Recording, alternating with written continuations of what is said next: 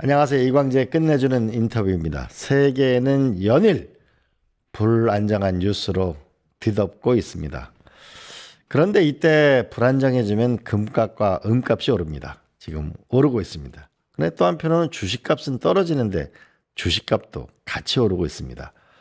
금과 은, 주가가 한꺼번에 오르는 이 특이한 현상 어떻게 우리가 봐야 할지 우리 유재수 싱글레리터 금융 소사이어티 간사님 모셨습니다. 안녕하세요. 안녕하세요. 네, 오늘은 상당히 지적인 모습을 하고 오셨네요. 감사합니다. 네. 먼저 간단한 질문부터 이 미국도 주식이 폭등하고 있는데요. IBM은 또 폭락을 했어요. 그래서 이거 AI 버블이다. 아니다. 닷컴 버블 때도 결국은 닷컴의 시대가 왔다라고 하는데 이건 어떻게 해석해야 되죠? 어떻게 될까요? 일시적으로 약간의 조정이 있다고 생각합니다. 특히 케빈 오워시 새로운 그 연준 의장이 발표되면서 시장 분위기가 조금 달라졌는데요. 사실 그 연준 의장의 그 발표 때문이라고 보다는 저는 약간 현재 약간 그 연준의 그 이사들의 그 최근에 뭐 인터뷰나 이런 발언을 보면 전부 다 과거보다는 조금 더 인플레이션의 그 위험성에 대해서 많이 얘기하고 있습니다. 물론 이제 트럼프 행정부의 재무장관인 벤센트나 뭐 이런 분들은 여전히 강하게 그걸 부인하고 있긴 하지만 관세 효과 등으로 인해서 인플레이션이 생각보다 스티키하다. 그런 의미로 보고 있습니다. 그건 무슨 말이냐면 연준의 그 금리 인하 가능성이 점점 어려워지는 거 아닌가라는 금리 인하 그런 가능성이 어려워지고 있다. 그렇게 보고 있다 보니까 결국은 그러면 주식 시장이 금리 인하가 계속되지 않겠구나라는 그런 우려로 약간 그 뒤로다가 뒷걸음친 거 아닌가. 그래서 이례적으로 보면은 한국 주식과 미국 주식이 계속 그 같이 갔거든요. 커플링이 있었습니다. 근데 최근에 디커플링이 일어나서 저희 그 전에 보면 미국 주식이 올라도 우리가 또 따라 오르다가 미국 주식이 계속 올라도 무슨 이유로인지 몰라도 한국 주식은 많이 떨어지고 그랬는데 이제 요번에는 거꾸로 되게 특이한 현상이죠. 미국 주식은 상당히 그 금리 인하 가능성이 좀 희박해지면서 또 주저앉았는데 한국 주식은 그냥 계속 올라가고 있습니다.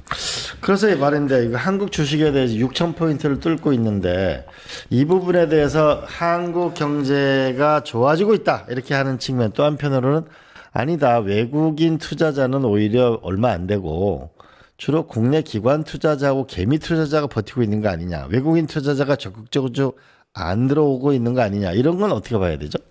일단 시장의 그 구조적인 변화는 아무래도 있다고 봐야 됩니다. 뭐 이 그 상법 개정 등을 비롯해 가지고 지배구조 문제라든가 그동안 한국 그 주식 시장의 디스카운트 요인들이 점점 사라지고 있거든요. 저는 이건 굉장히 긍정적인 사인으로 보고요. 네. 또 하나는 뭐 국내 연기금들이 이렇게 뭐 그 정부의 권유도 있는지 모르겠지만 국내 투자를 많이 늘리고 있고 물론 개인들도 많이 이제 그 참여를 하고 있습니다. 이런 걸로 봐서 지수가 계속 올라가서 뭐 사실상 PBR 그 베이스로 보면은 뭐 저희 나라는 너무 낮았었는데 이제 이를 넘어서서 만약에 한 그 일본 정도 수준만 돼도 주가 지수가 7천 정도는 된다고 하는 것들이 대부분 그 전문가들의 얘기거든요. 일본이 얼마죠?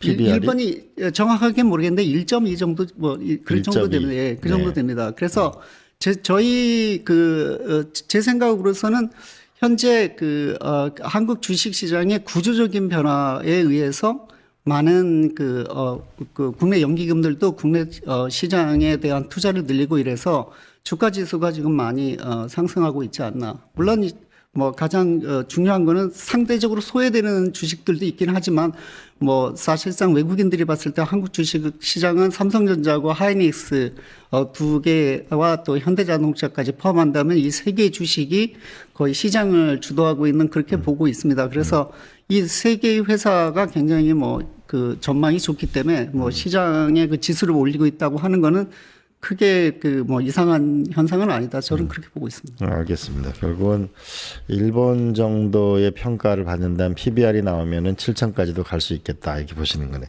자, 그리고 전통적으로 이제 금과 은은 좀 이렇게 위험할 때, 뭐 주식은 좀 안전하다는 상이 올 때 이렇게 보통 올라가는데 지금은 금과 은 주식 다 올라가거든요. 세계적으로.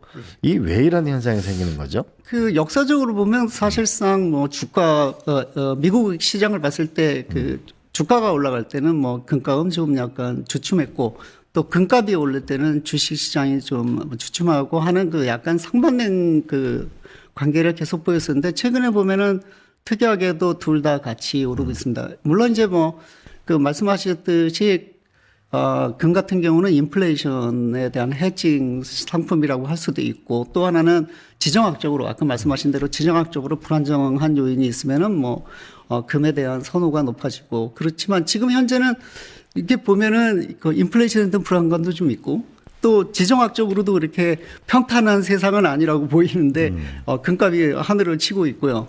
무엇보다 또 주가도 이제 그 뭐 사상 뭐 최대를 치르다가 최고치를 계속 경신하고 있습니다. 그래서 과거 역사적으로는 그러한 상반관계가 있었지만 현재 가장 중요한 게 있습니다. 그건 뭐냐면 연준의 금리 인하 가능성이 적어도 11월까지는 오르지는 않을 거라는 그런 확신이 있고요. 만약에 금리가 그렇게 된다고 했을 때는 금리 인하 기조가 있을 때는 금값과 주식이 같이 오르는 게 정상입니다. 오히려 왜냐하면 금이라고 하는 거는 금에 대한 금을 갖고 있어 실물 금을 갖고 있으면 그 금에 대한 투자를 한 거기 때문에 기회 비용이 있는 거거든요. 근데 만약에 기회 비용이 뭐 저기 금리가 높았다 그러면 채권이나 이런 쪽에 대해서 그걸 가지지 않고 금을 갖고 있는 거에 대한 손해가 있는 거거든요. 왜냐하면 이자 수익 같은 걸 손해 보기 때문에 기회 비용이 있는 건데 사실상 금리를 좀 낮춘다고 하면 금을 갖고 있을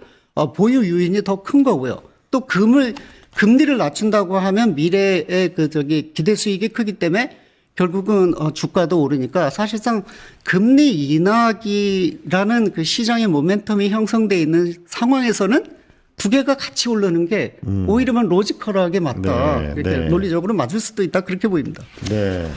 근데 보통 금이 오르면 은이 뒤따르는 편인데 이거는 뭐 이게 같이 오르는 동조 현상인지 아니면 은을 너무 또 과열하게 사는 건지. 근데 일반적으로 금은 누가 사고 은은 누가 사고 왜 이런 현상이 생기는 거죠? 이제 일반적으로 그 둘 다 귀금속인 건 맞습니다. 그렇지만 이제 엄밀히 따지면 금은 귀금속인 용도가 크고요. 매년 생산량의 한 5% 정도만 산업용이고 나머지 95%는 귀금속용입니다. 아하. 근데 예. 이제 은의 경우에는 좀 다릅니다. 은은 굉장히 그 좋은 고가의 전도체입니다. 즉 뭐 예를 들면 그 태양광 솔라 패널에 아주 중요한 고가의 예를 들자면 뭐 구리 같은 정도로 해갖고는 효율이 그렇게 많이 안 나오지만 은을 썼을 때는 굉장히 좋거든요. 그러니까 은의 경우에는 연 생산량의 60% 정도가 그 산업용입니다. 그리고 은 생산량이 60%가 예, 산업용. 산업용입니다. 그래서 이제 이렇게 되면 시장이 일단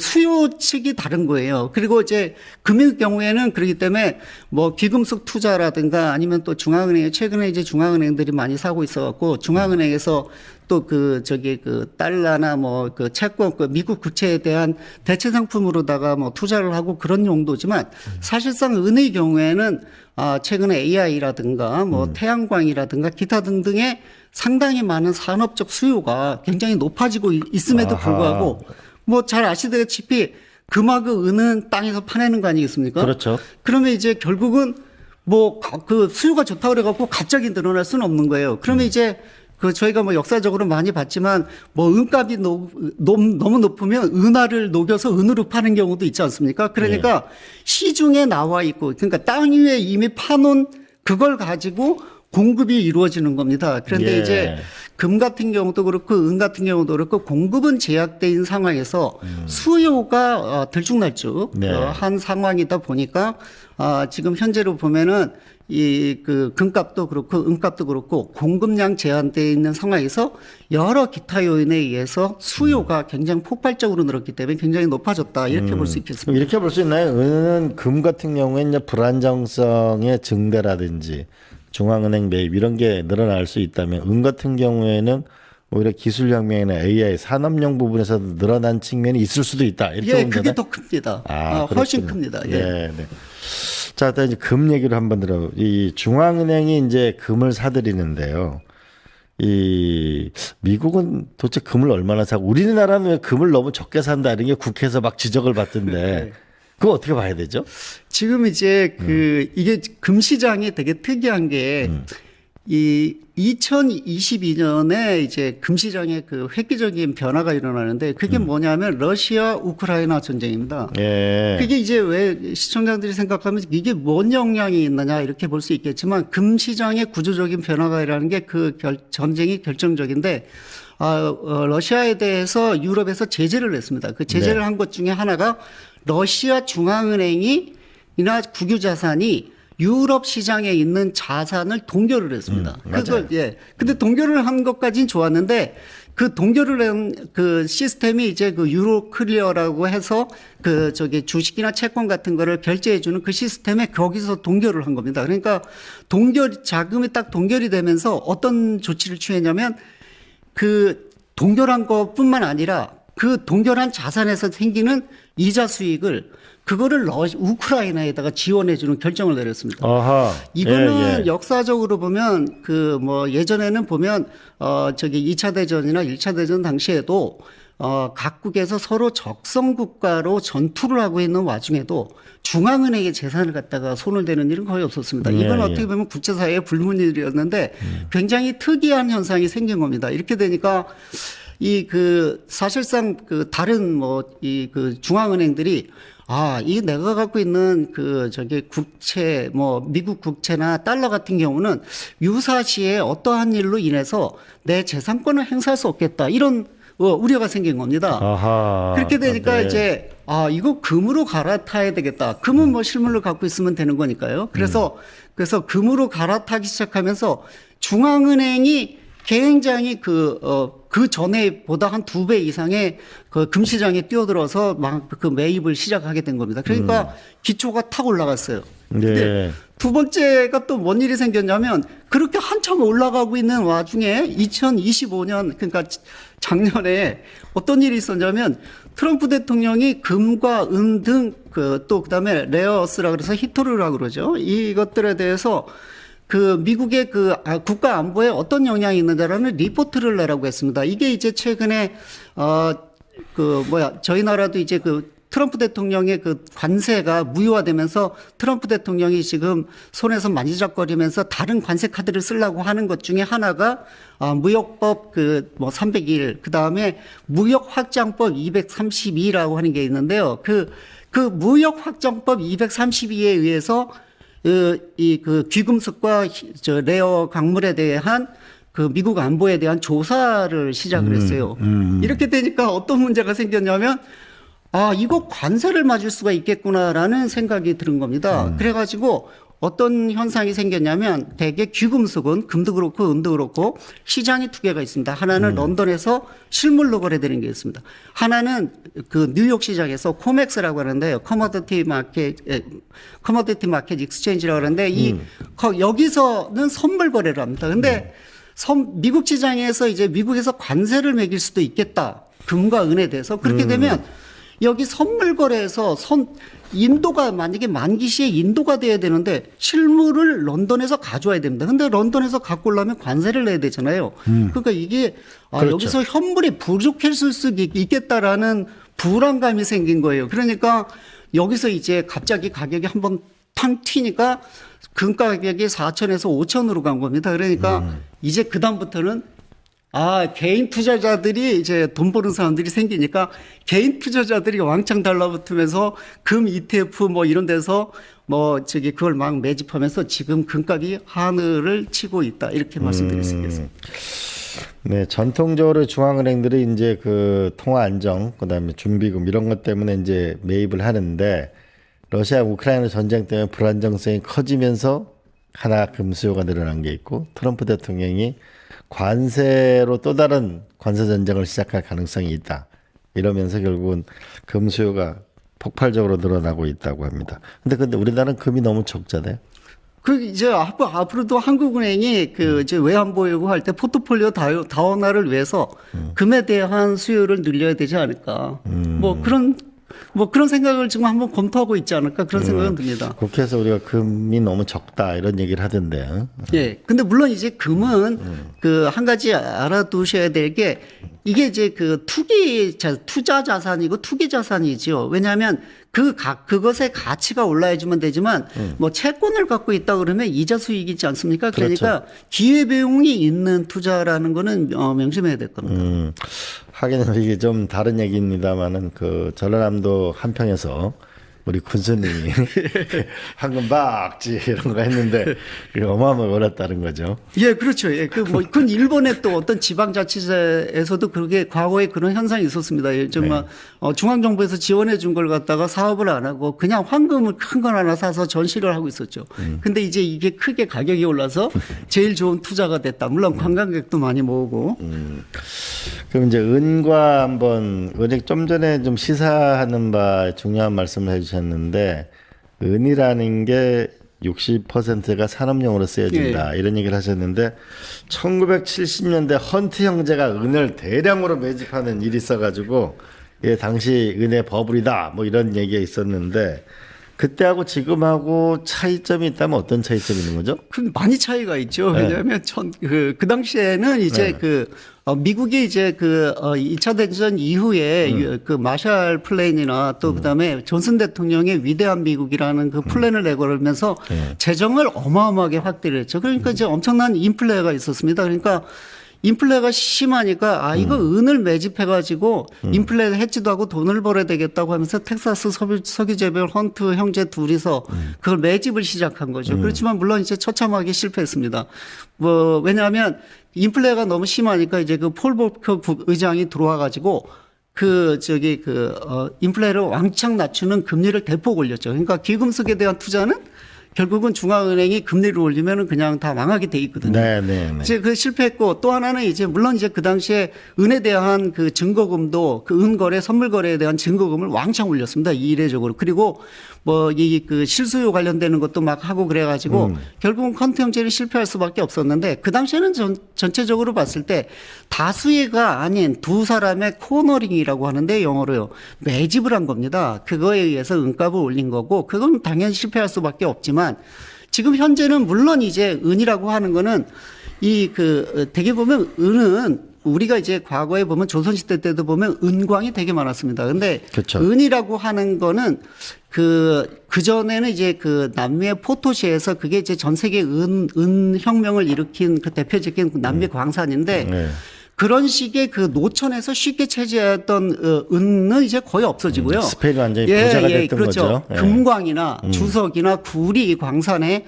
부산물로 은이 산출되는 경우가 많습니다. 그래서 사실상 저희가 이렇게 보면 뭐 여기가 무슨 은광이다 그러면 그거는 이제 은이 주산물이 아니고 그게 제일 비싸니까 그런 거지 대개 광산은 납이나 주석 광산입니다. 그러니까 이제 그래서 그걸 이제 그렇지만 그걸 갖다 주석 광산이라고 안 하고 광산에 보면은 대개 그 뭐 금도 나오고 조금씩 나오지만 대략 많이 나오는 건 90%가 주석이고 납이고 그래도 그걸 갖다 많이 은이 어느 정도 나오면 은광이라고 하거든요. 그러니까 왜냐하면 그게 제일 비싼 거니까.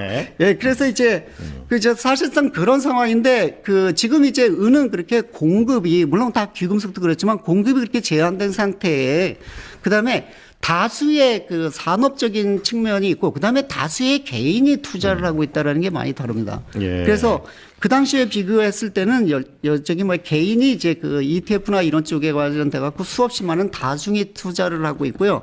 그다음에 그 당시에 비해서 인플레가 그렇게 심하진 않습니다. 물론 이제 그 인플레 상황은 여전히 조금씩은 진행되고 있기는 하지만 현재는 그런 상황입니다. 그래서 과거에 보면은 이제 대개 은 가격이 1대 80 정도였었는데 금하고 근데 최근 들어가고서는 1대 한 50 이럴 정도로 은의 속도가 많은 사람들이 금에 대해서 집중을 많이 하고 있지만 사실은 은은 금 시장보다 20분의 1 정도밖에 안 됩니다.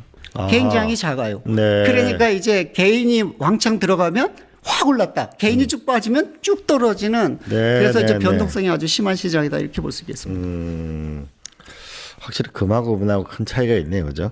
자, 근데 지금 같이 이렇게 금값이 상승하는 거하고 미국의 달러 패권하고 그거를 같이 볼 수 있는 것인지 연동이 뭐 효과가 있는 것인지 아니면 별도로 미국의 달러 패권은 어떻게 될 거라고 보세요? 저는 그 뭐 물론 이제 달러 패권에 관련돼 갖고 뭐 미국 달러 패권이 조만간에 뭐 종식될 거라는 토론이 시작되면 그 자리를 떠나도 당신은 하나도 잃을 게 없다 뭐 이런 얘기가 있을 정도로 사실상 그거는 너무 가상적인 얘기지 현실적이지 않는 얘기를 뭐 학자들의 지적 유의로다가 많이 하고 있다. 저는 그렇게 생각하고요. 통계로 한번 말씀해 봐 주시면 결코 어떤 통계를 대더라도 뭐 그 글로벌 무역 무역의 그 달러 표시, 그다음에 국제적으로 채권 발행할 때 달러 기체, 그다음에 뭐 데일리의 그 통화 관련되는 그 거래의 중심 통화 비이클 커런시로서 이런 것들을 보면 전부 다 80% 이상 정도 되고요. 80% 이상이 예, 달러다. 다 네. 달러거든요. 그리고 네. 달러 없으면 절대 해결이 안 됩니다. 그래서 제가 생각할 때는 이 그 달러 패권과 관련되지는 않아요. 그렇지만 이제 아까 제가 말씀드렸듯이 섹션 232에 의해서 트럼프 대통령이 금과 은에 대해서 미국의 전략적인 문제가 있는지를 조사하라 그래갖고 이 글로벌 시장에서 화들짝 놀래가지고 결국 근데 1월달에 거기 두 군데에 대해서는 관세를 붙이지 않는 걸로 결정이 되긴 했지만 그 글로벌리 굉장히 긴장스럽게 봤던 거는 두 가지 이유입니다. 금에 대해서는 금이 미국의 전략적인 달러 패권에 관련돼서 전략적인 거를 지위를 해칠 정도로 성장했나를 판단하라는 겁니다.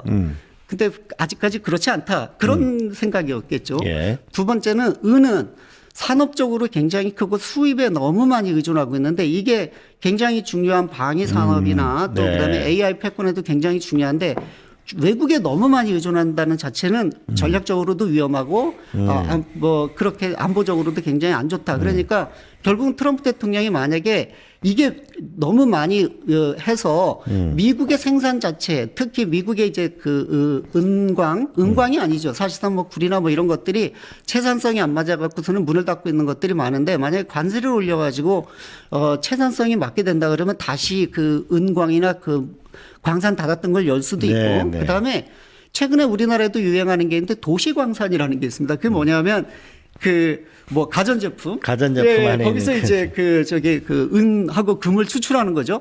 그 재활용 사업들이 사실상 관세를 부과했을 경우에는 그게 다시 돌아설 수가 있거든요. 그러니까 그거에 대한 판단을 하기 위해서 두 가지를 조사를 시킨 거거든요. 그래서 사실상 지금 보면은 미국은 그 달러 패권에 대해서는 굉장히 관심을 많이 갖고 있고 뭐 그런 측면에서 보면 뭐 스테이블 코인도 사실상 달러 패권을 위협할 가능성이 높으니까 미국법 체제로 들어오기 하기 위해서 지니어스 액트나 뭐 아니면 클래리티 액트나 뭐 이런 것들을 법을 만들어서 사실상 밖에서 자생적으로 잘 되고 있는 걸 갖다 미국 법으로 편입하고 있지 않습니까? 그러니까 예. 결국 봤을 때 뭐 지금 현재 중국이나 인도나 뭐 이렇게 러시아나 해갖고 소위 브릭스 국가들이 위안화나 또는 아니면 금을 가지고 달러를 갖다 대체해 보겠다라고 생각하는 경향이 있지만 사실상 그거는 거의 실현 불가능한 얘기 아닌가. 그래서 네, 예. 달러 패권은 계속 달러 패권은 여전히 강하게 유지될 것이다. 네. 그러면 아까 80% 정도가 전 세계에 달러가 이게 유통되고 있다고 그랬는데 중국 위안화는 어느 정도라고 봐야 되나요? 사실상 주요 국가의 존재가 없다고 봐야죠. 아마 1, 2% 제가 말씀드리는 거는 각국의 외환 보유고로 준비 통화로 그 정도 된다고 봐야 되고요. 네. 그래서 달러가 한 80% 이상을 차지하고 있을 거고 위안화는 거의 1% 그 중에서 왔다 갔다 하지 않을까. 그리고 대개 보면 나이지리아나 그래갖고 중국에 대해서 중국이 이제 1대1로라 그래갖고 1대1로 확장 정책을 하면서 위안화 국제화를 많이 추진하고 있는데요. 그런 거를 하고 있을 때 보면은 대개 그렇게 경합 자금이나 협력 자금을 하기 때문에 각국의 중앙은행들이 그거에 지원을 받은 국가들이 그걸 갖다가 외환 보유고로다 사실상 형식적으로 편입하고 있는 거지 실질적으로 필요한 건 아니죠. 네, 예. 알겠습니다. 자, 이게 국제 결제은행 보면 금과 주식, 은이 동시에 이렇게 오른다는 거는 뭔가 버블이 있거나 위험 신호다. 이렇게 얘기하는데 이런 그 현상이 발생하는 것은 유동성이 많아서 그렇다. 아니다. 기술 혁신이 일어나서 그렇다. 아니다. 이제 유럽이 붕괴됐기 때문에 전 세계 인력과 돈이 미국으로 몰리기 때문에 그런 거다.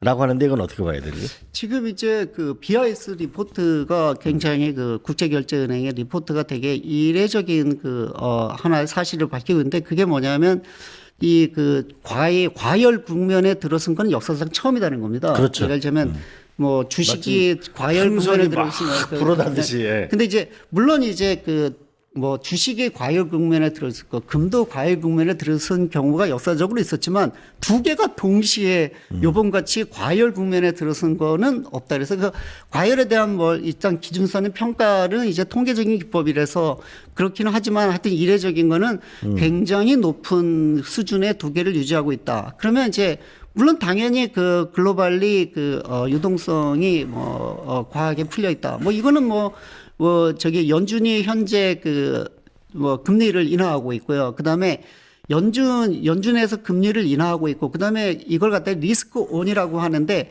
연준이 금리를 인하하면 이제 그 해외의 뭐 위험 자산에 대해서 미국 자본들이 해외로 많이 나갑니다. 그러니까 그런 식으로 유동성이 많이 풀려 있는 상황이기 때문에 이 지금은 뭐 저기 뭐 이 두 개에 대해서 많이 올라가 있다 이렇게 볼 수 있습니다. 그런데 금년에 이렇게 들어와 보면은 주식에 대해서는 조금 코셔스 그러니까 좀 주의를 기울이는 측면이 많고요.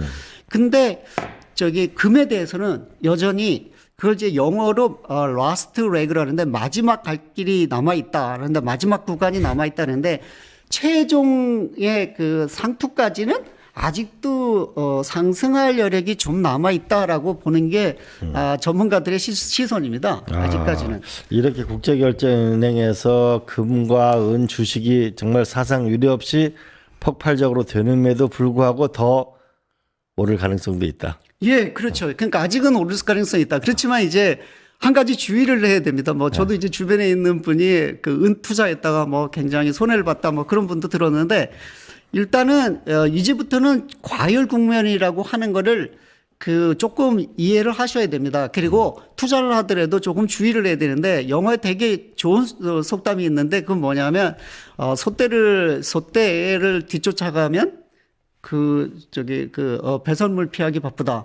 그 말은 무슨 말이냐면 소떼라고 하는 게 이제 영어로 군중 심리거든요. 네. 군중 심리에 따라서 그 다음에 포모, 나만 빠지는 거 아니야? fear of missing out. 이때 주식을 사야 되나? 나만 바보 아니야? 그리고서는 이렇게 뒤늦게 뛰어드는 사람은 시장에 많은 부담을 짊어질 수밖에 없다라는 속담으로다가 소떼의 뒤를 쫓으면 이 배설물을 피하기 바쁘다. 뭐 그런 얘기입니다. 그래서 이게 지금 현재 은시장의 경우에는 이제 외신에서 보면 한국에는 많이 안 알려져 있지만 다마라고 중국 아줌마들이 많이 부각되고 있습니다. 중국 아줌마들이 최근에 은이 많이 되니까 아줌마들이 많이 사셨어요. 아주머니들이. 그래갖고 이거는 지금 전 세계로 보면은 유례 없는 두 번째 현상입니다. 첫 번째가 뭐냐면 미시즈 와타나베 소위 말해 일본 중년 그 여성들이 그 환시장 그러니까 국내에서 뭐 완전 저금리에 뭐 이렇게 되니까 와타나베. 그래서 와타나베 부인이라고 하는 게 되게 유명해 갖고 환시장을 좌지우지했었는데요. 지금은 따마 중국의 사모님들이 은시장을 좌지하고 있는 그런 상황이라고 보입니다. 네. 자, 뭔가 이 고점에 가까이 와 있는 것 같은 느낌은 드는데 이때 꼭지점 매수는 하지 말아야 되는 이런 측면이 있어 보입니다. 그런데 이 개인 같은 경우가 주식이나 금을 적극적으로 사고 있는데 오히려 기관은 약간 신중한 측면이 있는데 만약 불이 꺼졌다, 조정 국면이 왔다, 이러면 어디서부터 내려갈까요? 이제 볼 수가 있는 게 이제 최근에 이 커머더티 마켓 트레이더들이 뭐 세계적인 팟캐스트나 나와갖고 다 얘기하는데 사회자가 질문을 다 그런 식으로 합니다. 이 커머더티 마켓을 우리가 열심히 보고 있다 그래서 그거 왜 열심히 보냐 뭐 이게 금융시장을 많이 보지 않고 그러니까 전부 다 커머더티 마켓이 크리스탈 볼이라고 하죠. 네. 이렇게 선행 그 미래를 알려주는 그 지표같이 보여서 그런다. 그런 얘기를 많이 합니다. 그 마찬가지로 제가 생각할 때도 은이 흔들리고 왜냐하면 개인이 시장을 주도하고 있기 때문에 왜냐하면 중앙은행은 바이더딥이라 그래갖고 계속 그 중앙은행은 은은 전략자산으로 투자를 하지 않습니다. 결국은 금만 그렇죠. 사거든요. 금만 하죠. 예. 금을 사는데 가격이 떨어지면 계속 사고 사들이고 있습니다. 그리고 이 중앙은행 자체는 그 인내자본 이렇게 가격이 조금 이렇게 움직이는 거에 그 희비를 안 하고 계속 사들이는 걸로 해서 바닥을 받쳐주고 있거든요. 그렇지만 개인이 시장을 좌지우지하고 있는 거는 은 시장이거든요. 그러니까 은부터 제일 먼저 타격이 있을 수밖에 없는 거고요. 네. 그 다음에 이제 은이 가장 먼저 타격을 받을 수 있답니다. 그 다음에 네. 이제 금이 타격을 받고 그 다음에 주식으로 이렇게 넘어가지 않을까 그렇게 생각하고 있습니다. 아, 그렇군요. 먼저 은이 타격을 받고 그다음에 금, 그다음에 주식으로 타격을 받을 가능성이 있다. 만약 이 조정 국면이 온다면입니다. 그런데 그 현재 한국 주식 시장이 계속 이제 상승하고 있는데 그 여기에 우리가 상법 개정이나 우리가 소위 이 정부 들어서 했는 정책적 효과로서의 상승 국면이 나타나고 있는 거는 어떤 요인이 있을까요? 저는 일단 외국 투자자들이 뭐 기업의 그 지배 구조나 뭐 기타 등등 자사주 소각이나 등등해서 물론 이제 일장 측면이 있기는 하지만 이 한국 주식 시장에 대한 그 불합리한 이 기업들의 그 불합리한 그 요소들을 이번 정부 들어와서 획기적으로 바꿨거든요. 그러면 이게 사실상 그동안 이런 그 조치나 아니면 이런 제도 개선이 필요하다라는 거를 몰랐던 건 아닌데 이렇게 빨리 이루어질 거라고 생각은 잘 못했을 것 같습니다. 네, 그래서 과감하게. 저는 굉장히 과감하게 빠르게 그렇게 해서 사실상 동전도 퇴출로 이제 코스닥 시장도 제대로 쓸 것 같이 보이고요. 그런 여러 가지 측면에 봤을 때는 굉장히 그 잘 하고 있다 이렇게 보이고요. 그리고 시장 자체는 저는 그렇게 생각합니다. 시장을 막 뜨겁게 할 수는 있지만 그거는 이제 뭐 그 유동성으로 충분히 할 수 있죠. 그렇지만 지금 현재의 그 장을 보면은 시장의 구조 개혁 측면에 의해서 그다음에 자금을 끌어들이고 있는 긍정적인 요소가 상당하다라는 것을 부인하기는 좀 어렵습니다. 그래서 저는 이제 이 기회에 조금 저희 하나 말씀드리고 싶은 거는 시장의 기업의 쪽에는 많은 제도 개선이 있었습니다. 그렇지만 시장 자체로 봤을 때는 한국거래소라고 하는 우리나라 그 거래 시스템이 비교적 지금 약간 낡은 제도입니다. 그렇죠. 예, 그래서 이 거래소 시스템을 민간도 다양하게 해서 거래 풀도 다양하고 거래 방식도 다양하고 그다음에 거래 상품도 좀 다양하게 하고 해서 이 거래소의 그 시장 감시 기능이 아니라 이런 공공 부분과 그다음에 그냥 거래하는 이 플랫폼 기능은 조금 분리해서 시장의 제도 개선을 해서 시장 구조의 선진화를 이 기회에 이루면 저는 7천도 갈 수 있다. 네. 예, 그래서 이번 정부가 이제 그런 쪽에는 아직까지 구체적인 얘기를 많이 안 얘기를 하고 있는데 이제 보면 이제 그런 생각이 들 것 같습니다. 이 당국에서는 한참 잘 나가고 있는데 괜히 시장을 흔들어서 그걸 영어로 빼면은 업셋 더 애플 카트라고 하는데 이 사과 마차 흔들어 갖고 뒤집지 말아라 뭐 그런 얘기인데 공여 괜히 잘 되는 거 이렇게 손대지 마라 뭐 그런 얘기로 이렇게 들릴 수가 있는데 이럴 때일수록 한번 시장의 선진화까지를 한번 더 고민해 보는 그런 정책적인 노력이 필요하지 않을까 그렇게 생각하고 있습니다.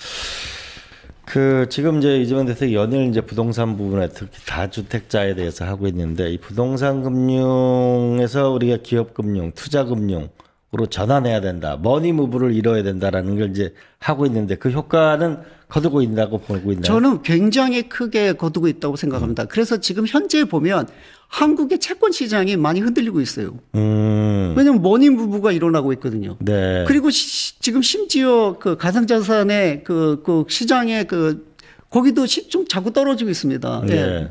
마켓캡이 점점 내려가고 있어요.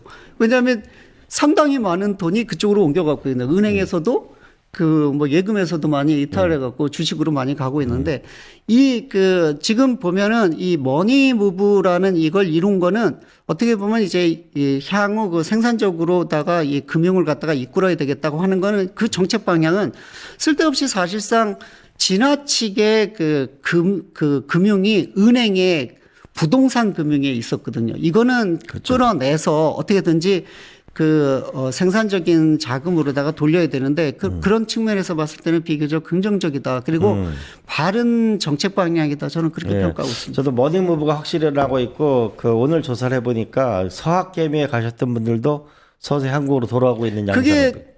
그렇게 되면은 사실상 저희 나라가 시장이 선진화되고 그다음에 시장이 훌륭하고 그래서 외국 사람들이 오는 거지. 우리나라 사람들은 전부 다 미국 가는데 외국 사람들이 왜 오겠습니까?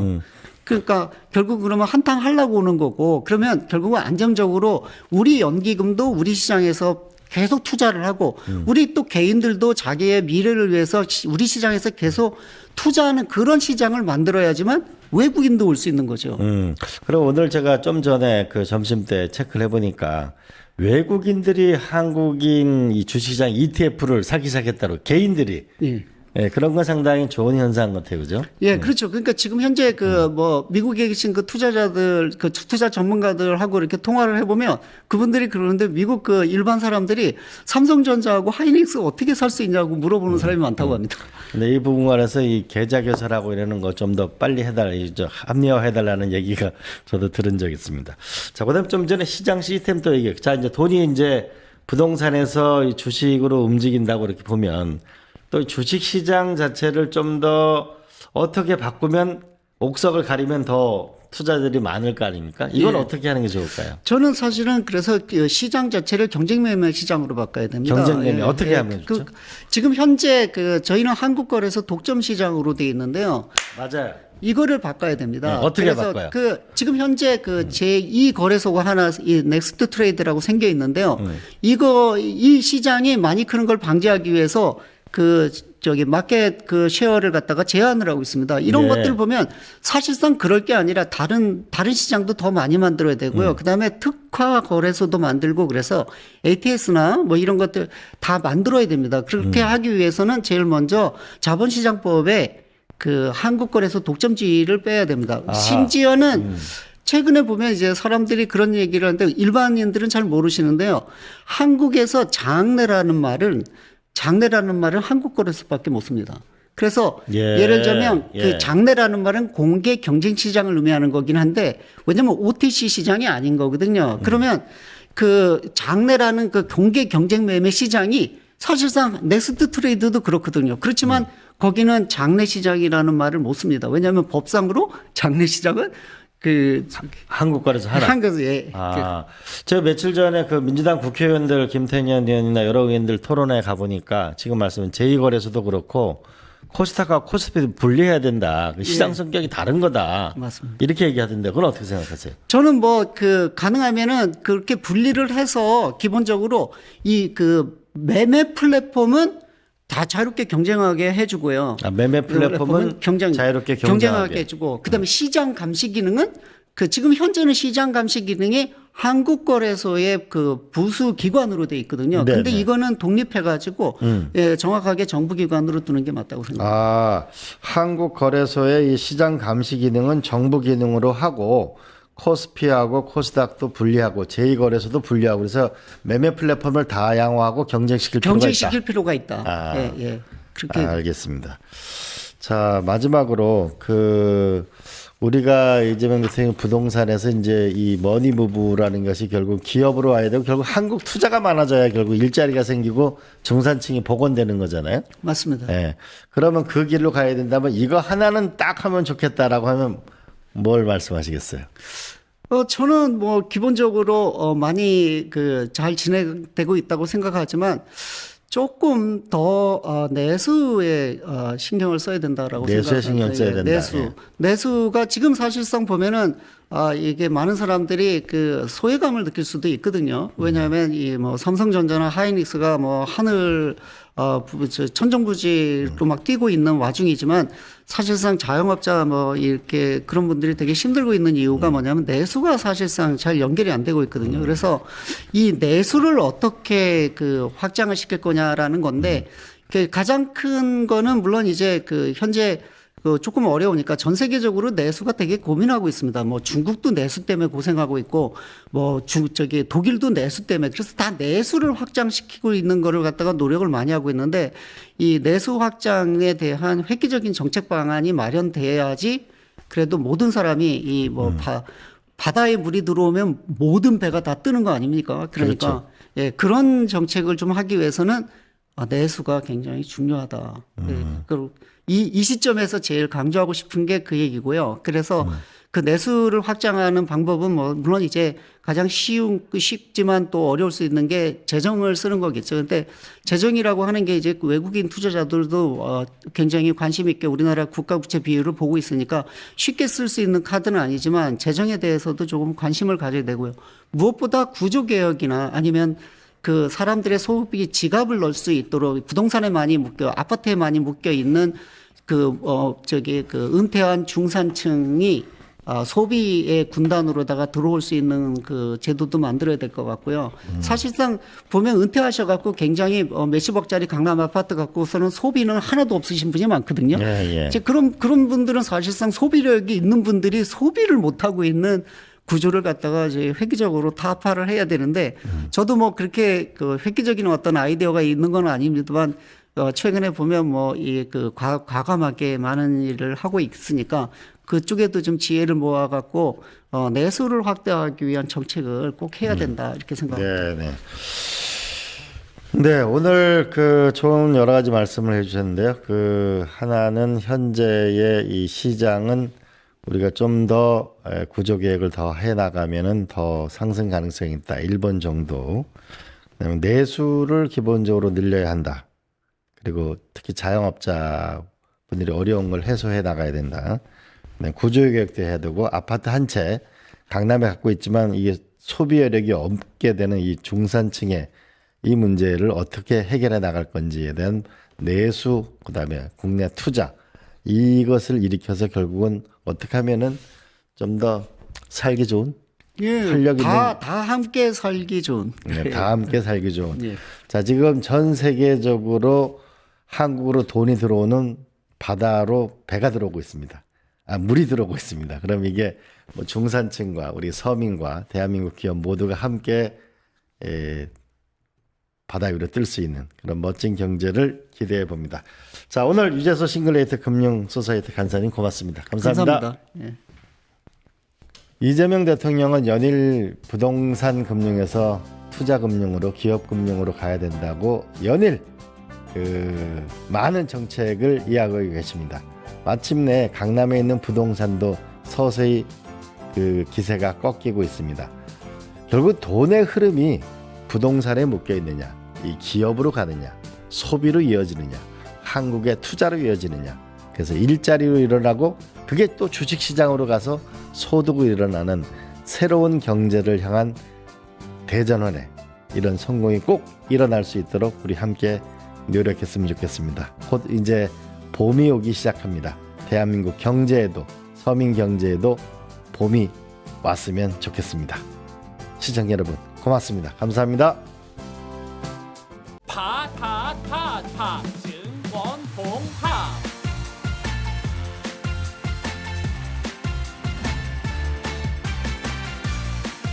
이제 저녁 8시 30분 퇴근 후 퀴즈 한판 혼자 하지 마세요. 같이 해요. 매일 저녁 8시 30분 많은 참여 바랍니다.